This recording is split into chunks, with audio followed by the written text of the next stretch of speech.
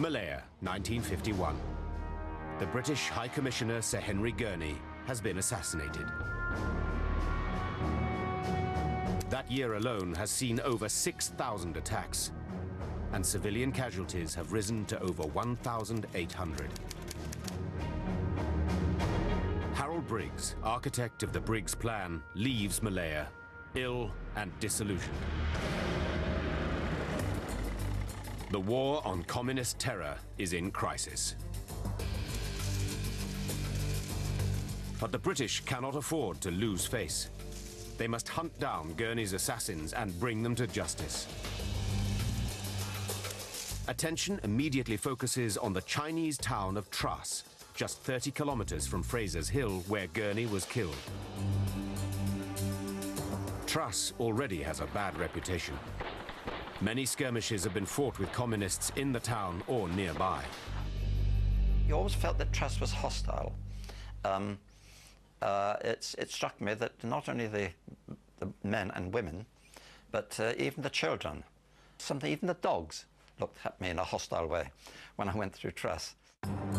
Then, British police intercept a communist courier with a cache of letters. They turn out to be messages sent to Truss residents by the gang that killed Gurney. It looks like the smoking gun. So a decision is made to punish Truss. All 2,000 inhabitants will be moved to a detention camp. British security forces descend on the town. 乱就是很乱啊，但是你也不可以不离开嘛，不离開他就抓你了咯。啊，如果你是硬不走啊，他可以放槍打我們咯。早一兩日有同我哋講咗嘅，要將我哋再去怡保嗰邊嘅，即係講我哋要出嘅時候，只係你可以拎得幾多嘢，你就可以拎咯，唔可以再翻頭嚟攞咯。 The people of Truss will not return to their homes for 7 long years. The punishment of Truss is a turning point. It signals a new, more aggressive phase of the British war on terror. The driving force is the new British Prime Minister, Winston Churchill. He understands that the Malayan crisis is a key front in the global struggle against communism. Churchill demands a ruthless response and warns, what happens in Malaya will have a profound influence on the rest of the world.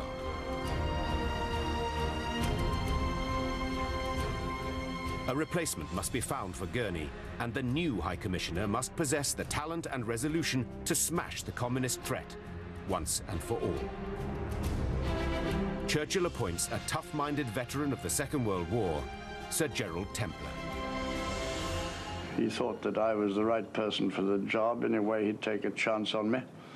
And that he wanted me to sort the business as quick as possible.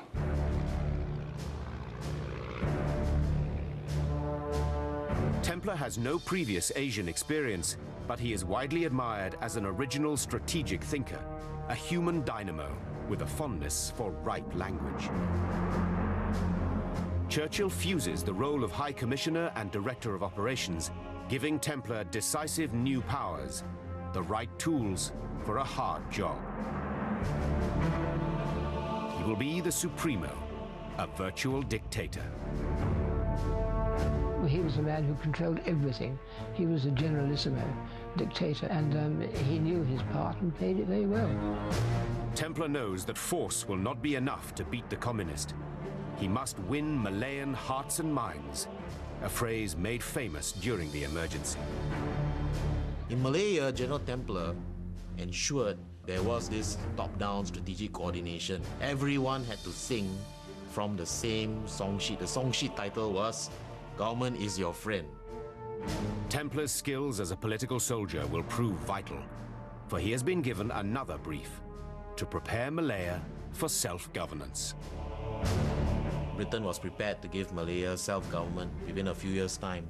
So Templer's role was to create the conditions for self-government, setting into foundation a structure that would eventually lead to the formation of strong Malayan political parties.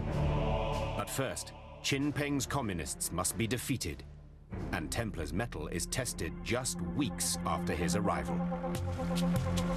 On the 24th of March 1952, a British repair party arrives at Tanjung Malim to mend a water pipeline sabotaged by communist terrorists. The repair party is accompanied by 15 policemen. No one expects any trouble. But a trap has been set, as a policeman recalls. Ayah tak diterima semua. Kata orang baik tu bocah kami ni. Terpaksalah pergi pula nak tengok rantau mana yang bocah baik tu. Lepas baru jalan, bom ditanam ke kanan. Panjang tanam bom tu. Bila orang tu masuk dalam perangkap, tu baru ditembak. Bila tembak orang macam mana nak lawan. Melumpat ke sini, meletup melumpat ni bom. Habis pawit mi kalau nengok tak boleh cakap lah. 有很多保安队伍被打死了，尸体运出来放在回教堂。 The communist ambush kills 14 men and wounds 8. Only one man escapes. Templar decides to show what he is made of. He will crack down hard. He arrives in Tanjung Malim and orders 350 Malay, Chinese and Indian leaders in the district to assemble in the town hall. He demands to know the identity of the killers. The response? Silence.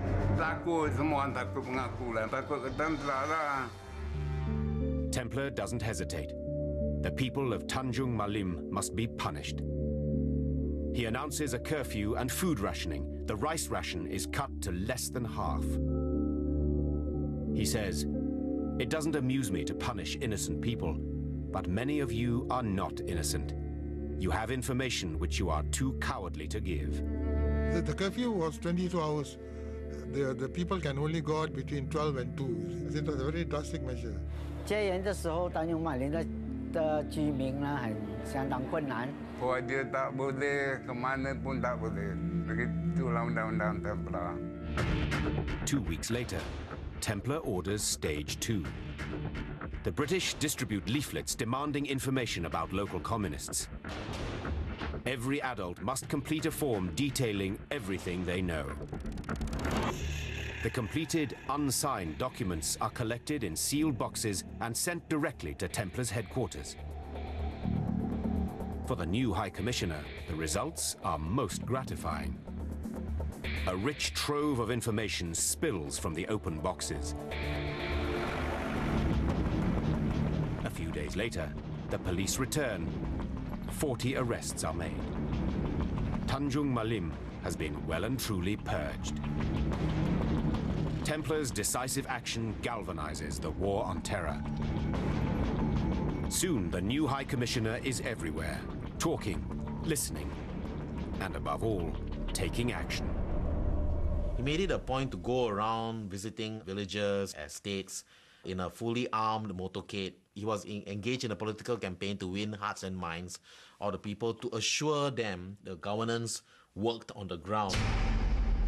Templar's new shape up or ship out strategy spares no one. He started, to our great pleasure, getting hold of people who were not playing their part in the emergency. They suddenly disappeared overnight, and after about 3 months we suddenly realized he'd cleaned the place up. It was absolutely marvelous. Morale came back, and he became our leader in fact as well as position. Templar electrified the administration, and he projected confidence as somebody who was a no-nonsense guy. A lot of people were terrified of him. But Templar's Hearts and Minds campaign will remain empty rhetoric unless there is political reform. The reason is that more than 1 million Chinese and Indians do not possess the basic right of citizenship, even those fighting on the front line of the war, like Yun Yuet Ling. I was born here, but I never had citizenship here. And if the British went, I don't know where I would go, frankly. In September 1952, the Malay Sultans agreed to extend citizenship to Chinese and Indian residents. For Yun and other Chinese Malayans, Templars' gift of citizenship meant everything. That had very, very positive impact on the Chinese population. The capstone in Templars' Hearts and Minds master plan is to launch a public relations campaign, Operation Service, demonstrating that the police are public servants dedicated to protecting law-abiding Malayans of all races. Ready to serve, that was the slogan of the police in Operation Service. The whole idea being build a relationship with the population. National morale perceptibly rises. There is a new sense of purpose and greater confidence in the government. But the campaign against Chin Peng's jungle army has not been won. Templar realizes that the war on terror is handicapped by one factor above all: poor intelligence. We had not grasped the fact that you cannot do a jungle war without intelligence. So Templar sets about reforming Malaya's inept special branch so that it can become the vanguard in the war on terror.